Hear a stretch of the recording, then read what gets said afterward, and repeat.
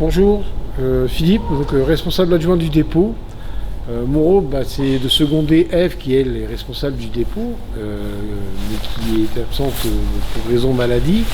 Donc en fait, je fais un peu son boulot. Le boulot se décompose en 3 gros morceaux. Une part administrative, donc tout ce qui est bon de commande, présence des bénévoles, gestion des camions.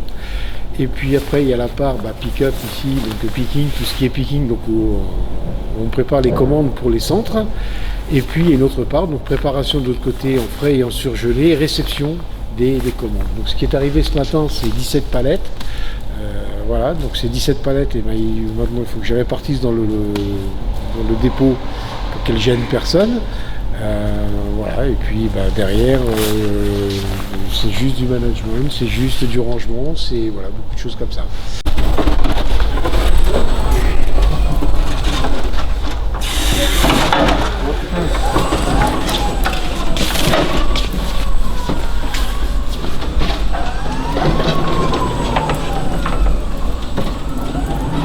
Mon rôle aussi dans la zone de picking, ça va être de regarder que ce qui reste en stock, donc prévenir le responsable des appros pour lui dire voilà, il me reste beaucoup de stock, ou c'est bizarre, il me reste que 2 cartons, c'est pas normal.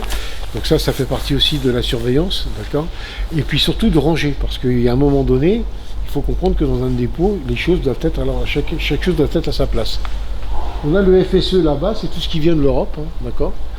Et là, c'est la livraison de ce matin, l'autre partie, j'ai une partie qui est là-bas, que vous avez vu tout à l'heure, et puis une partie qui est ici. Donc cette partie qui est ici, elle est là, et elle sera rangée après par le responsable des appros, qui va venir normalement demain matin pour faire tout ça.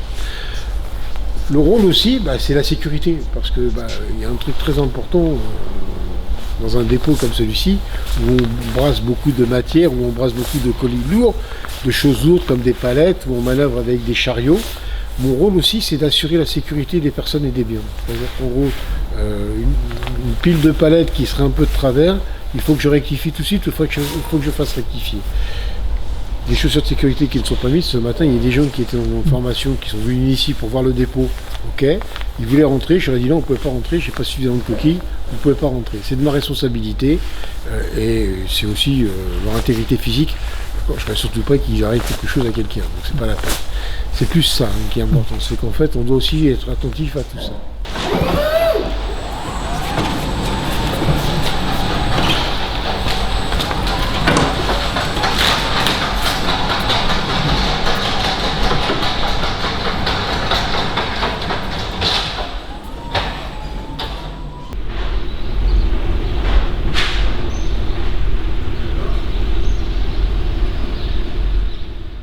On a 2 chambres froides, une chambre froide qui est une chambre froide négative à droite, sur la droite là-bas, donc la chambre froide négative. Donc je ferai voir un peu la température, c'est moins 24 à l'intérieur la température. Et puis une chambre froide positive, et là on est sur une température de moins 7 et demi. Voilà. Je vous fais voir un peu, c'est pas très grand. Voilà, la chambre froide, donc c'est ça.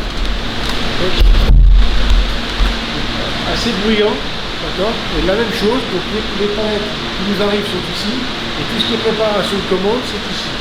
Mon rôle à moi, ça va être de contrôler que les commandes sont prêtes pour demain matin, pour pouvoir partir. C'est ce que fait Philippe à côté de mon collaborateur. Donc ça, c'est la préparation pour demain. Ça, c'est ce qui nous reste pour les préparations de mercredi, jeudi et vendredi. Dans la chambre très très froide, on est sur du moins 24, hein, d'accord, pour le coup. Donc là, voilà, la même chose, les préparations de commande se font soit à l'intérieur, soit à l'extérieur. Donc la partie de production des palettes, et tout ce que l'on prépare pour les centres, c'est dans des caisses bleues comme ça, réfrigérées, d'accord, qu'on envoie après dans les camions et qui partent vers les centres.